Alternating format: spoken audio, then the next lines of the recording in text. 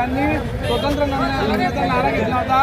शिवसेनेचे त्यांनी 28 नगरसेवक या ठिकाणी उभे केले होते, परंतु या ठिकाणी भाजप विरुद्ध शिवसेना हे युद्ध मोठ्या प्रमाणात आहे। या मतदारसंघामध्ये विशेष करून चाळीसगावचे आमदार मंगेश चव्हाण, मंत्री गिरीश भाऊ महाजन, त्याचबरोबर भुसावळचे मंत्री आपले संजयजी सावकारे यांच्या माध्यमातून या ठिकाणी आंदोलन करण्यात आला। परंतु या सर्वांवर मात करत आज किशोर पाटील यांच्या नेतृत्वावर जनतेने विश्वास ठेवत त्यांना एक हाती सत्ता दिली आहे। आपण त्याच्याशी बोलणार आहोत। स्वागत आहे मधुर संदेश, काय सांगा? धन्यवाद। मी पहिल्यांदा या पाचोरा आणि भडगाव शहरातल्या तमाम नागरिकांचं, मतदार बांधवांचं, भगिनींचं, तरुणांचं मनापासून अभिनंदन करतो, त्यांना धन्यवाद देतो की त्यांनी आजपर्यंत किशोरप्पा आणि शिवसेनेच्या पाठीशी खंबीरपणे उभे राहिलेच।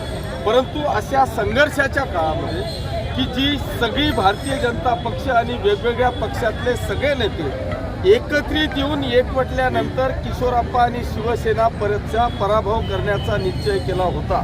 परंतु यांनी गेल्या 10 वर्षापासून शिवसेनेशी केलेली गद्दारी, गेल्या 10 वर्षापासून शिवसैनिकांच्या पाठीत खपसलेला खंजीर, याचं उत्तर मला वाटतं माझ्या पाचोरा आणि भडगाव शहरातल्या तमाम जनतेने दिलं। त्याच्यामुळे आजचा हा विजय मी पाचोरा आणि भडगाव शहरातल्या तमाम जनतेला समर्पित करीत आहे। जय महाराष्ट्र।